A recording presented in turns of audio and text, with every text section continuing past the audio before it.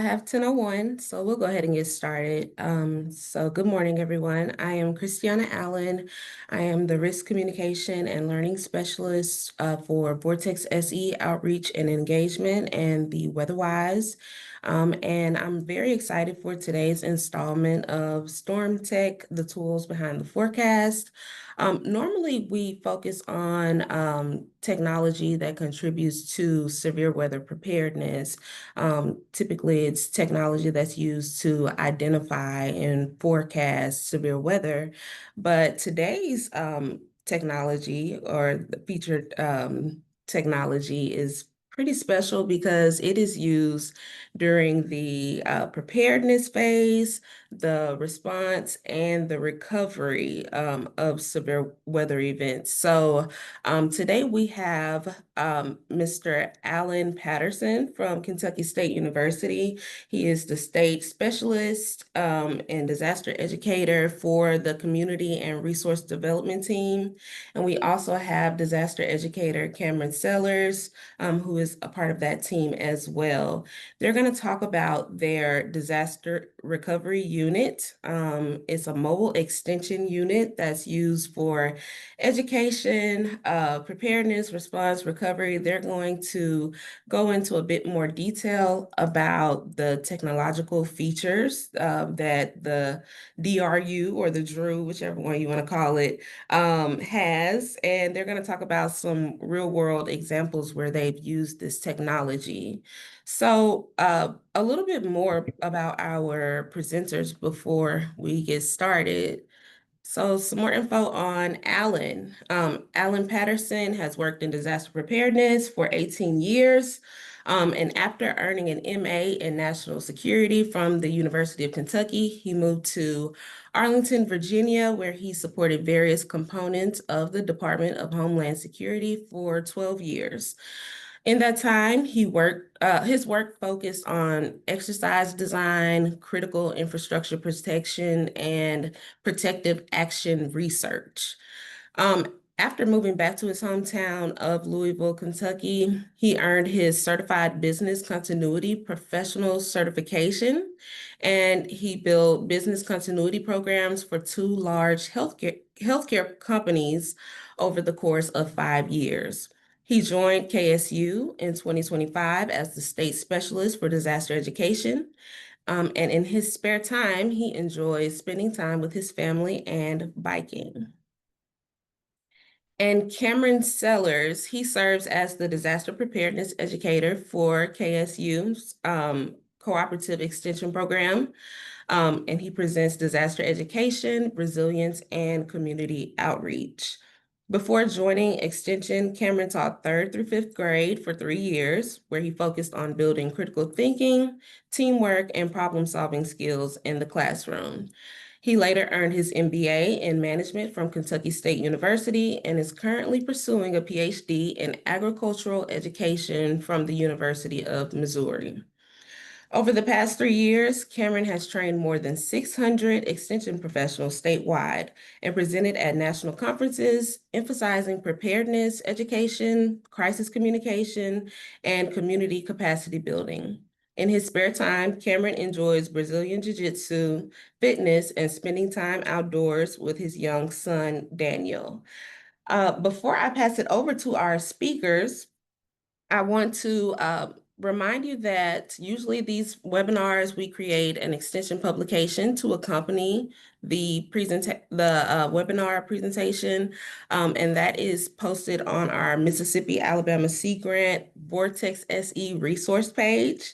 And if you enjoyed this webinar and want to join some future webinars, we also have a webinar page where we post our past webinars because this will be recorded, as well as future webinars.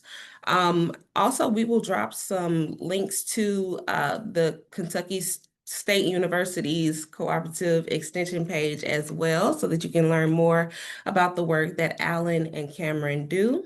And without further ado, I'm going to pass it over to our presenters.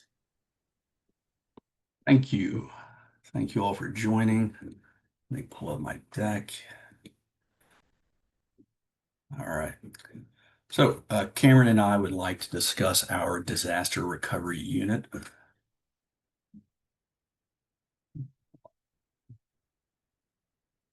There we go. But first, a little context would be helpful. Little known fact, Kentucky is one of the most disaster-prone states in the country. In terms of sheer disaster declarations, we actually rank in the top 10, at least from 2011 to 2024. We're actually tied for fifth for that honor. In terms of individual counties receiving disaster declarations, Kentucky is home to 5 of the top 10 counties. And since January of 2020, we have received 15 disaster declarations covering a wide range of hazards, tornado, landslide, straight line wind, and almost everything in between. These recurring disasters underscore the need for an adaptable, community-centered response tool and proactive disaster education. So, our disaster recovery unit, or DRU as we call it, what is it? It's essentially a very well equipped trailer. We purchased this in 2023 to serve the Commonwealth. There's 130 square feet of usable space, and it has an integrated generator and a rechargeable battery. There are several outlets. There's an air conditioner unit and a large retractable awning and ramp.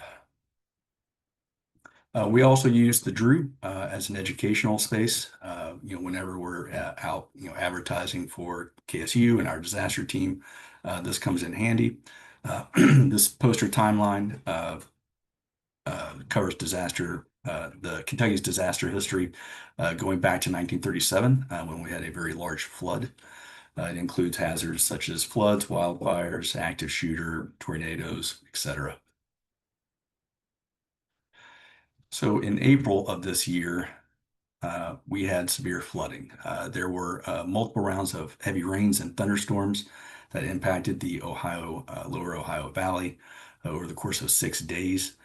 This produced severe flooding in and around Frankfort, Kentucky, the capital of the state. This damaged homes, displaced families, and left many residents without access to basic services. Central Kentucky received over 10 inches of rain in this period. The Kentucky River, which runs through Frankfort, crested 17 feet above flood stage. This resulted in reduced water supply, boil water advisories, and water use restrictions for over a week. In Franklin County alone, which is the county home to Frankfort, over 500 homes were impacted. There were over 200 swiftwater rescues. And tragically, there were 3 fatalities in central Kentucky and 7 fatalities statewide. So we have some drone footage we'd like to show you. The first is of the Buffalo Trace. There's no sound, obviously.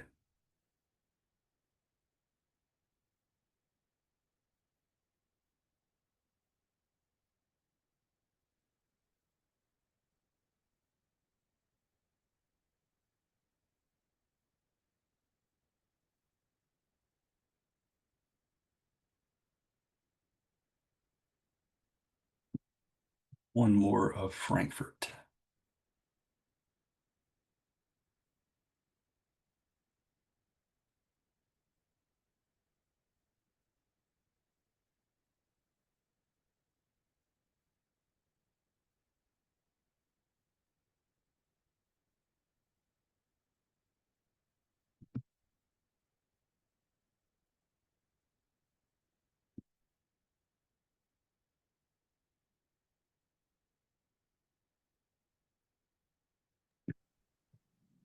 So within the April flood event, again, we had created this trailer. We had purchased this trailer back 2 years ago.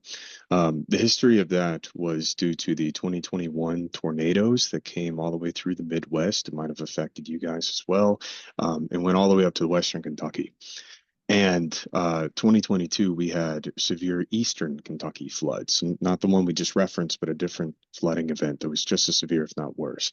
So both of those combined led to us wanting to purchased this disaster recovery unit because we work within community resource development here in Extension, and disaster is an ongoing topic that's incredibly important for people to get into, especially with Kentucky State and our resources within Extension to be able to build a disaster preparedness team. There's actually three of us. There's Alan and I and a third state specialist. So that's just a little bit of history of why we wanted to purchase it. The reason why this flooding event was so significant was because this was the first time we were genuinely able to use it actively within a disaster. So outside of a disaster, it's used, as you saw previously, more as a mobile unit, more for teaching and education. But this April flood, meaning this year, like 8 months ago, this is why this was so significant to be able to create this utilize the disaster recovery unit. So on early April 7th to the 12th, we activated the DRU.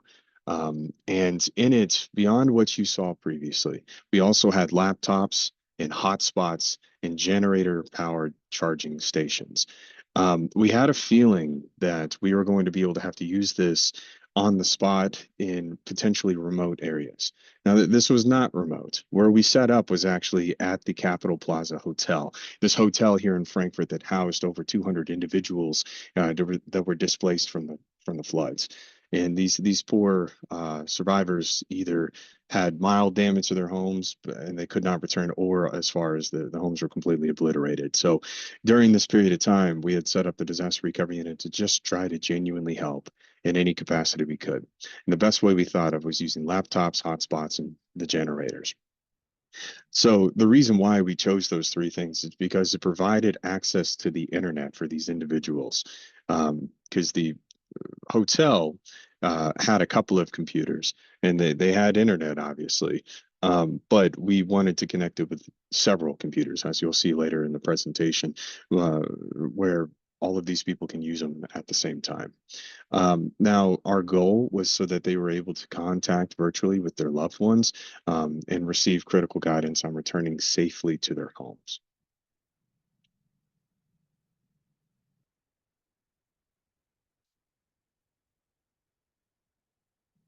I'm Gil Finley. I'm the program leader for community resource development at our wonderful, illustrious Kentucky State University. We're here to help those who are survivors and those who have been displaced from the flooding, historic flooding here, especially the Walter Todd area that's closest to the river. We have our disaster recovery unit, which basically brings out educational information on mold and all the other things they're going to face on the aftermath. We're actually setting up an actual mobile site for computer use and set up stations that they will be able to check emails and communicate with folks for those here, because they'll probably be here the longest. We're going to use probably some of our IT students to come get some experience working with the public and making sure they can help them get on computers and use the computers for those who might be elderly and so forth.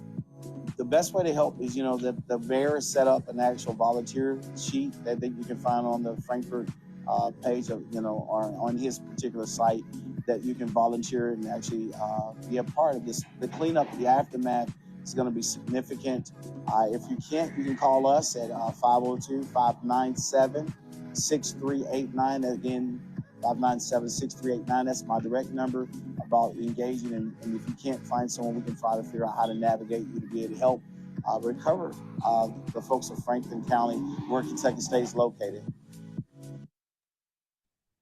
Again, that's our program leader for community resource development. He's kind of the brains behind the team in creating what we have today.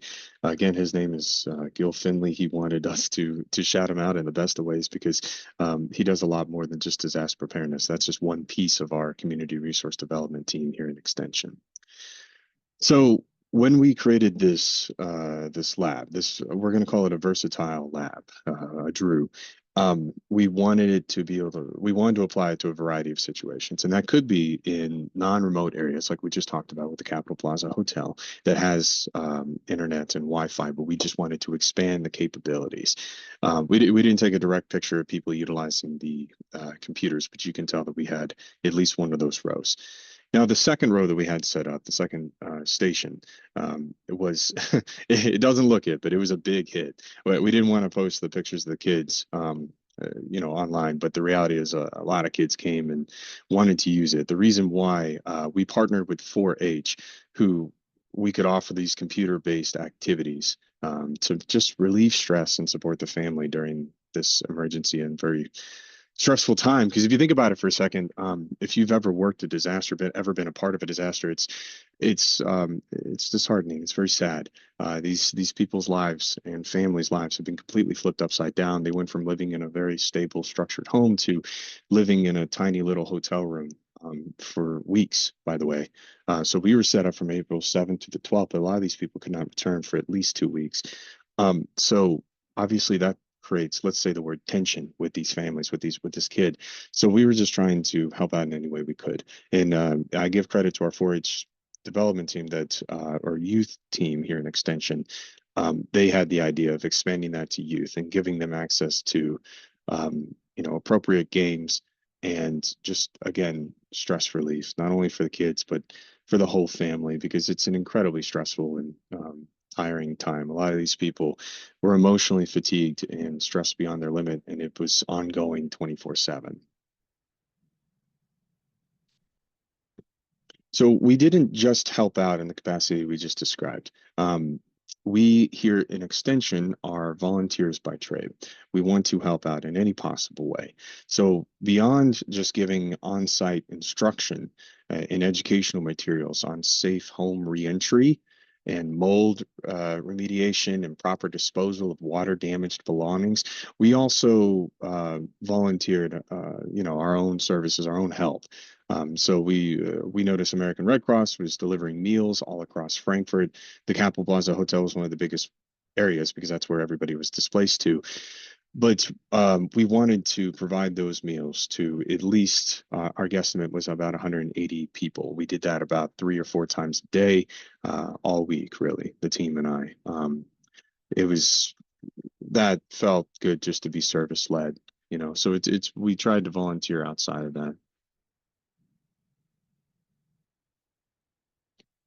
Another way that we attempted to support, speaking on behalf of our team, but also just Kentucky State in general, the way we tried to help out is we had a lot of water that was purchased earlier in the year.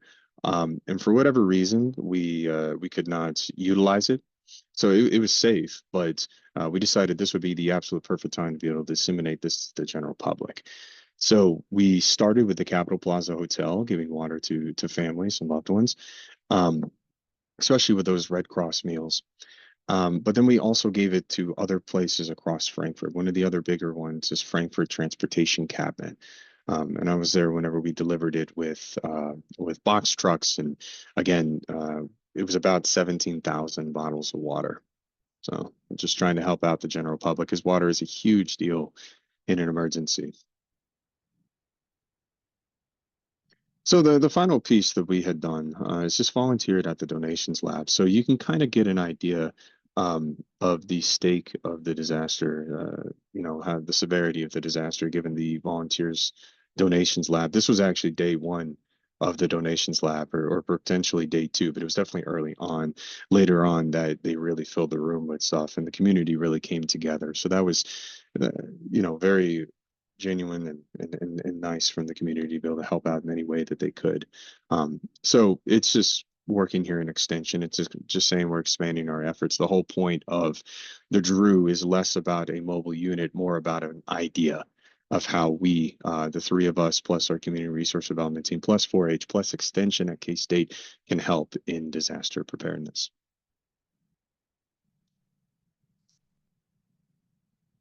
So some of the outcomes that we had, strong positive outcomes, were that we helped over 24 families using the mobile unit's resources. And they genuinely read through and was able to utilize the information that we gave them about flood damage remediation and connecting with governmental organizations like FEMA. Because we understood the bureaucracy can be rather intimidating if you've never been a part of it before. We also helped like I said before, more than 20 kids participated in the 4-H programming. We didn't get a picture of it, but it was definitely a big hit because, again, I want to reemphasize these kids' worlds have been flipped upside down. They're going to school just now, and now all of a sudden they may or may not have a home. They're now displaced to a hotel for weeks. Their whole routine and schedule has been flipped upside down. So we're not superheroes, but we're just trying to help out any way that we could back then. And in total, we calculated we served about 236 individuals.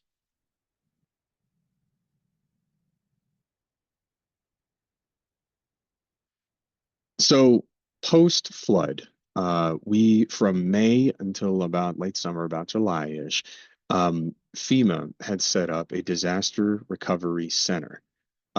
They knew that the governor was going to issue um, a state of emergency, excuse me, and so we preemptively started putting together our booth materials.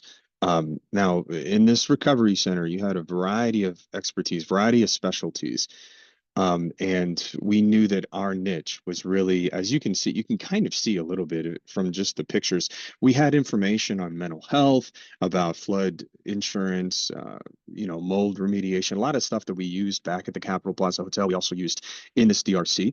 And we also had booklets on left and right about floods and flood preparedness and mitigation and how to, again, how to safely come back, because that's a really big deal. So that this was our booth that we had initially set up again about mid-April. And the booth became, sorry, not the booth, but the DRC became active. I think it was later that month.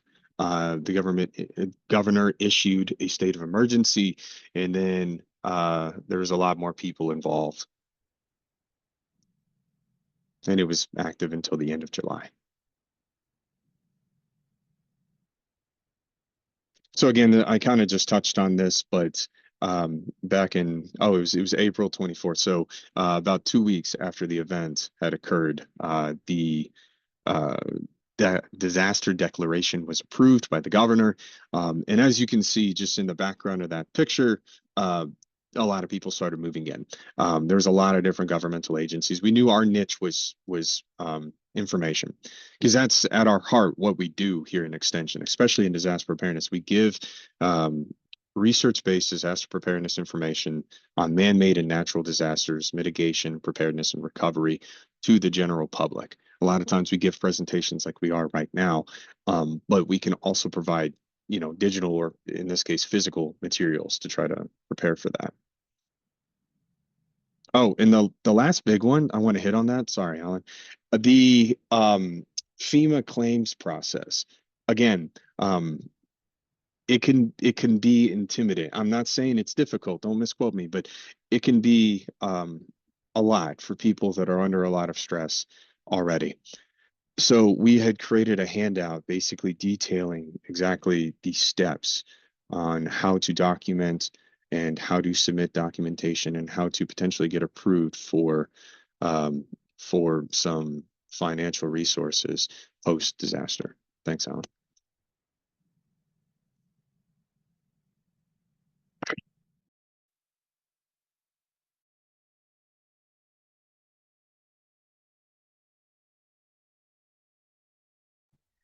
Alan, you're muted.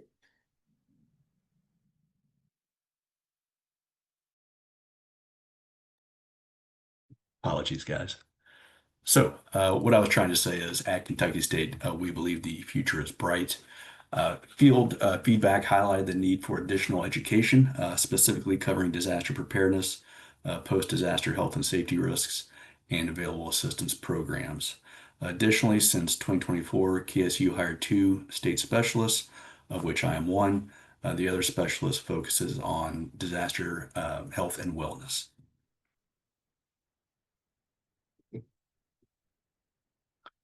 All right, so another program that we are standing up, it's in the early stages, but our Kentucky Disaster Preparedness Program. This is essentially a co-ed. We're trying to bring internal and external partners to strengthen statewide disaster preparedness and education. We're focusing on 3 objectives. We want to support Kentuckians before, during, and after disasters. We'd like to identify and utilize the KSU assets that we have to enhance first responder efforts. We actually have a very strong drone education program. Of course, we have the DRU. We also have 2 mobile health units. These are, essentially little clinics on wheels that can be used for screening or vaccination or what have you. And then finally, we want to, of course, strengthen Kentucky State's response and recovery to any sort of campus emergency. We're also piloting a weather station network. We have partnered with the Woodford County Conservation District to do this. And you may ask, well, why are we getting involved in weather stations? Well, what's unique about these stations is that they provide, microclimate data that's otherwise unavailable. And the USDA can use that data to activate drought or flood assistance programs and to help verify loss of crops or livestock. So we thought it was a very interesting and promising program. So all of these initiatives that we're discussing can be tied back to the DRU and how we're able to utilize it. One of the biggest ones is the drone program that we have going forward. So a little history, and I'm sure you noticed when Alan played those slides before, or those videos before, with the drone footage going over Frankfurt.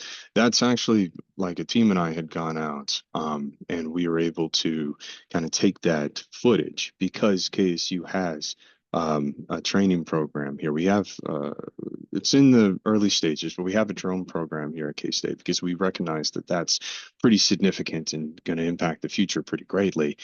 And one of the ways that we were able to do that is partnering with the drone team here on campus. There's like 3 or 4 people. They have several different drones for varying capacities, from the one picture that you can see right here to the M3 that we use, all the way to these almost aeronautical, looks like a little airplane that flies in crop dust over fields. So anyways, that's kind of some history on our drone program and how we were able to partner with them. So we wanted to take that a step further. We're hoping in the spring to create a hands-on drone workshop that teaches kids. We're going to partner with youth, so like elementary schools, middle schools, and mainly high schools is going to be what we really hit. We're going to be teaching them flight operations and safety and real-world applications on how to utilize drones, especially in future careers. Here at K-State, we actually have a Part 107's license training, which is the very first pilot's license you can have to be able to freely fly around the United States. And we're hoping that this program kind of sparks some interest in drone programming and in drone fields, like in STEM careers, like in ag or emergency response or entrepreneurship. We're hoping to make, again, this scalable for 4-H, like partnering with them, and then making it scalable for the high schools that we hope to partner with. This is a little tidbit of information in case you all are interested. We have a monthly preparedness tip that our team sends out every month that I can add you to what I call my master dissemination list. And every month we have different content, different information. Like in October, it was about home fire preparedness.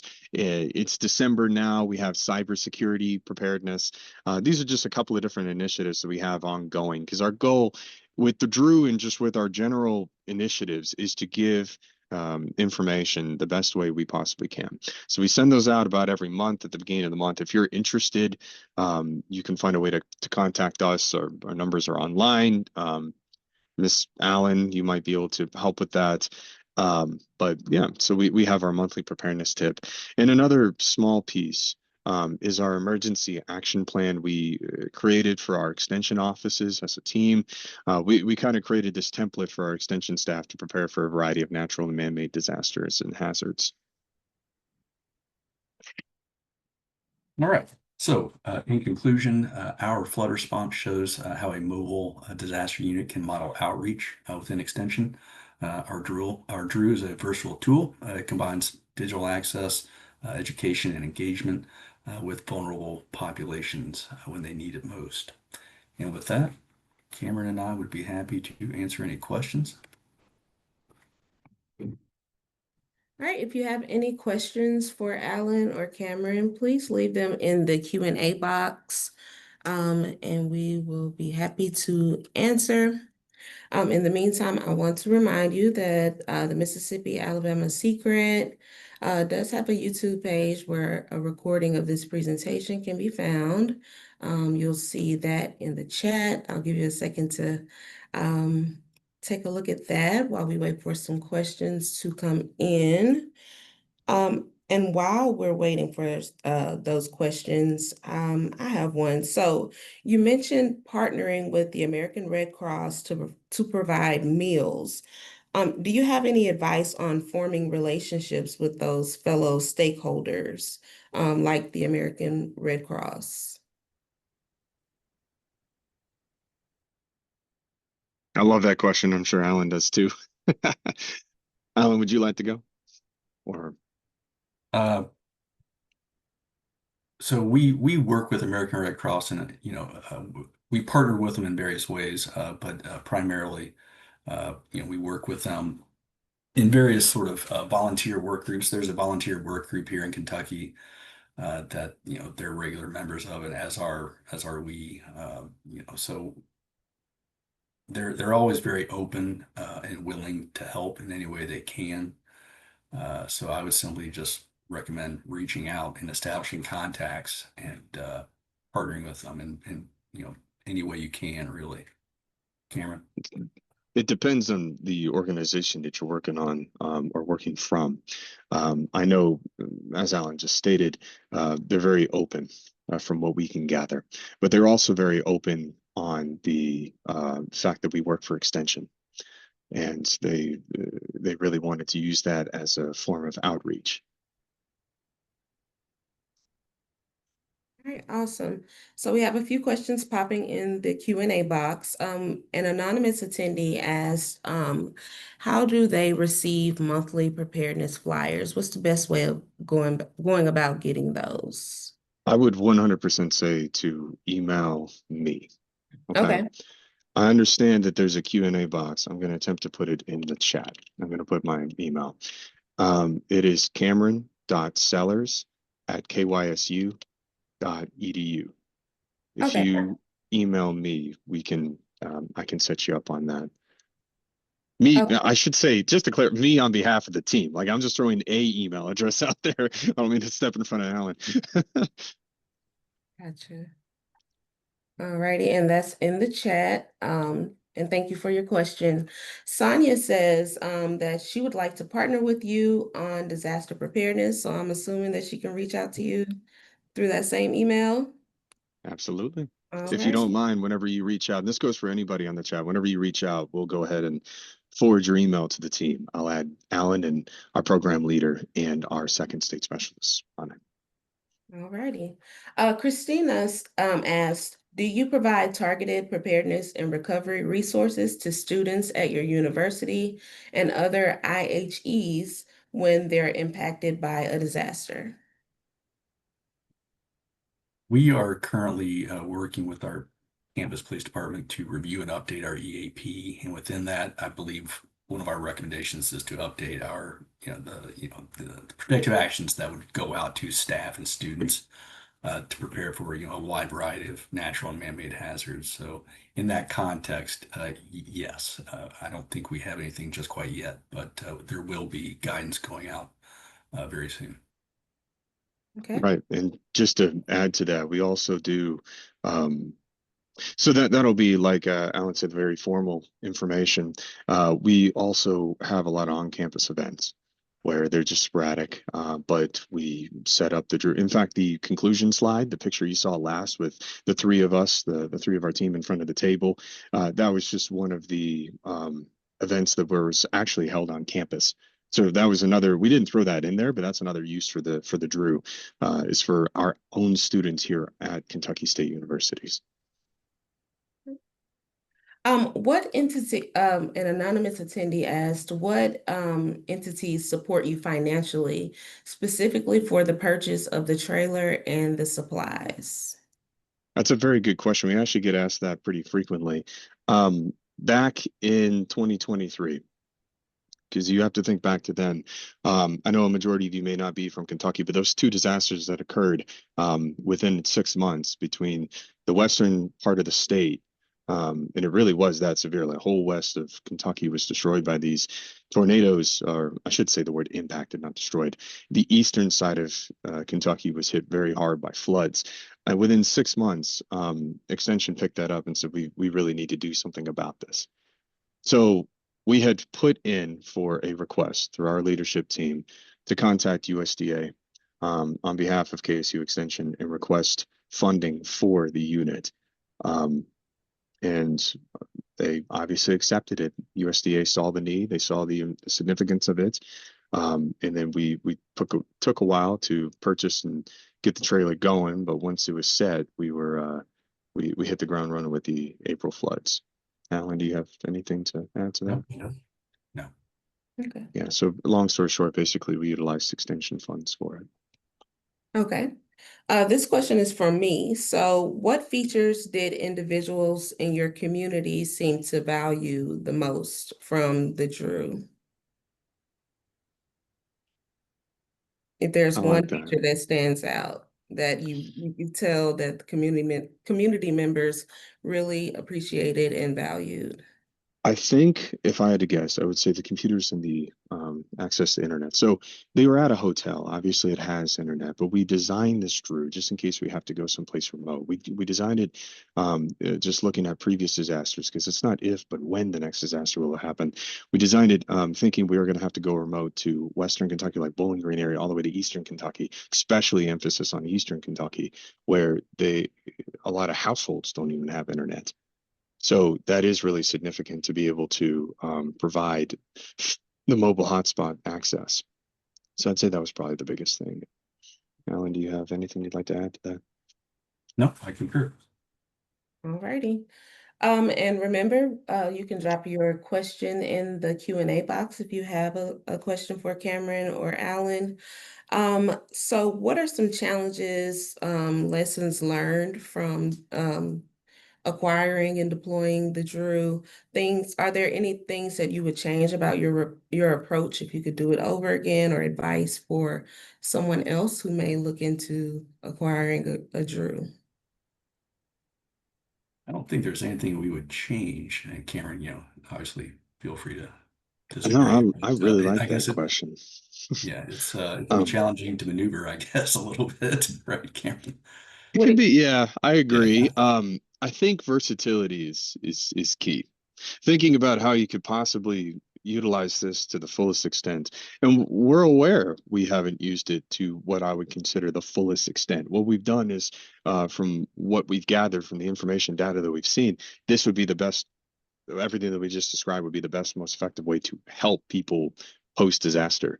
And one of the biggest ways was also the information, because that was beyond just being able to access the internet. They had tangible, or in this case, also digital materials that they can carry with, especially because I had people report to me informally that they were able, because we were stationed at the hotel, they come back to the hotel, especially the people that weren't impacted as badly, and said, literally, I had your paperwork in hand as I was walking through, because there's things you just don't think about, especially post flood. I'm not going to go too far into a tangent, but you got to think about everything that could possibly happen. Flood water is very gross. It could be dangerous. And there's a lot of chemicals. It has everything that you could possibly think of, collected from the city of Frankfurt. And combined with that, you have electricity problems, how to safely re-enter a home. And again, I'm not going to stay too long on the tangent, but my point is the information seemed to be pretty effective, because we briefly overviewed it, but we had a lot of handouts, probably 10 to 15 handouts that we could give, things that we've created, things that Red Cross has created, things that other entities have, like FEMA, have created, just to give access, because people generally are pretty open to extension. So I like that question, though. Thank you, Christiana. Okay. So, and I want to make sure I understood this correctly. Do you deploy the DRU when you're given on-site education? You deploy it at other locations other than just on campus, or is it mainly on campus for the on-site education? It can be on or off campus. So it Okay. can be in the middle of a disaster. And that's when we utilize it we can utilize it as a mobile learning lab like we discussed previously, or at the very least, it's a giant storage container. We can carry materials and again, referring to your question earlier about if somebody were to get into this, I mean, I think the size of the trailer is its biggest asset. So outside of responding to disasters, um, we are able to, we made it look pretty, you know, we put the decals on. We wanted it to look approachable and look like, hey, if I go over there and see these fine people in front of it, I'm probably going to learn something about disaster. So having that information there was really helpful. So I'd have to think about it off the top of my head, but yeah, we utilize it in a lot of different situations. We just recently had a HBCU showcase that we had to utilize it on. We used it at the on campus for an event that was held for all of Extension and all of the community. And I'll just say a lot of other things. Alan, do you have anything to add to that? It's good advertisement for the school and our program. Okay. Justin, I see that your hand is raised. Did you want to unmute and ask anything? Yes, thank you. I have a question for you both. I like the fact that you talked about disaster preparedness, but also the post-disaster health and wellness, which is really important. One of the things that I found when we went and interviewed survivors from the Rolling Fork tornado was that the mental health services that offered came very quickly after the disaster. And it was almost too quickly after the disaster. And it was only about 12 weeks later or something like that when we were there that people were almost ready to talk about what they'd gone through, ready to process that. So I'm wondering if you've got any plans in the future to partner with mental health professionals, whether that's through the Red Cross or whatever, in those 4 weeks, 6 weeks after a disaster, because during it people are in the response phase. And there's almost like this mismatch between what's needed and what's offered at the right times. And I wondered whether that's something you'd also observed when you've been doing this work. Thank you. So the other state specialist, who's Emily Smith, that is her wheelhouse is mental health and disaster, education in that regard. So she has partnered with several other agencies in public health, both city and state, emergency management, et cetera. I'm sure she would be more than willing to respond after an event and sort of provide her services. But yeah, I can't really speak for her beyond that, but that's definitely a focus.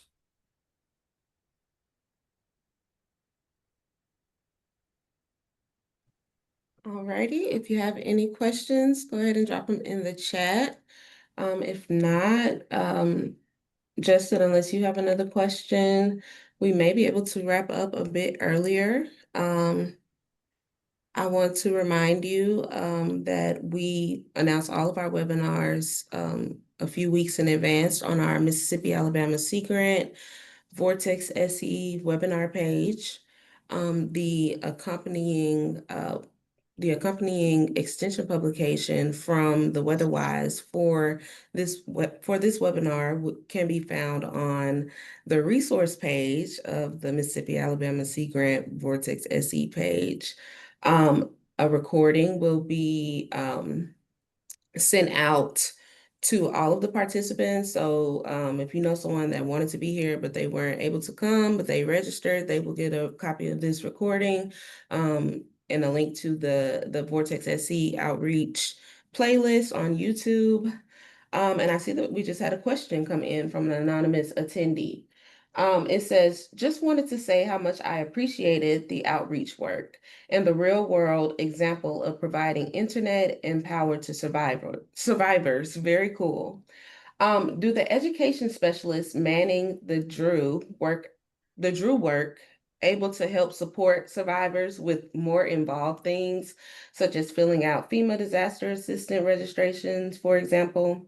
Or was this service primarily helping survivors with more traditional communication connectivity? I like that. Both. is the answer. So it's an and. So we provided the handouts to break down the system of how to effectively file for FEMA. And it's not I don't mean to say it's a complex system, but if you have no previous knowledge on it, it can be a little bit, let's say, daunting, especially in the middle of a crisis. So we really worked hard to disseminate that handout because that's all it was just a handout, but it was a pretty effective handout.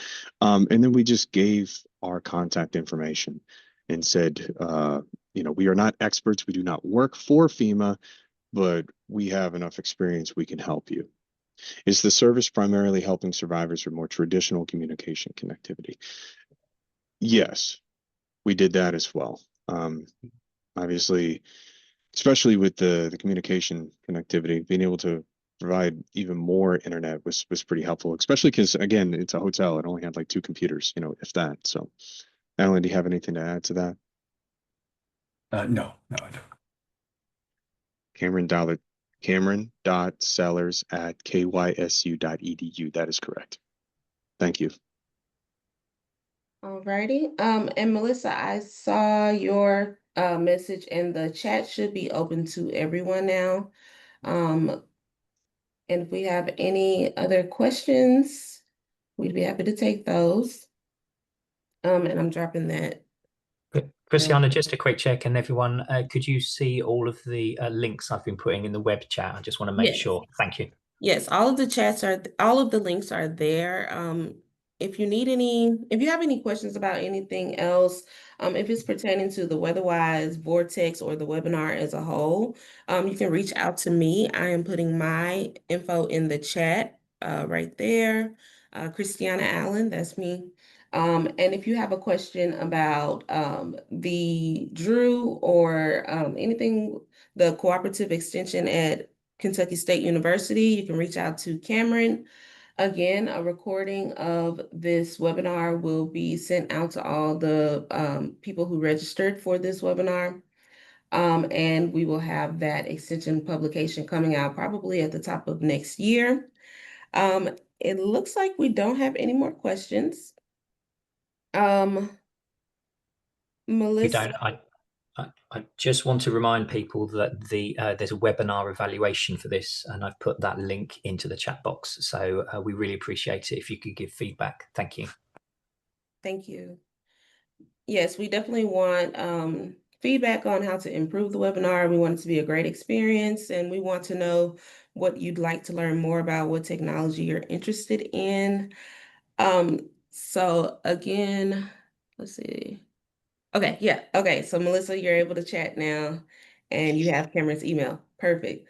So I think we're gonna go ahead and wrap it up. Thank you all so much for joining us. Keep an eye out for that email with the recording. If for some reason you don't get the recording, just check out the Mississippi Alabama Sea Grant YouTube page and you will find it there. There's a whole playlist for Vortex SE outreach and engagement. And if you haven't seen our other Storm Tech videos, make sure you check those out as well. Visit the KSU Cooperative Extension webpage.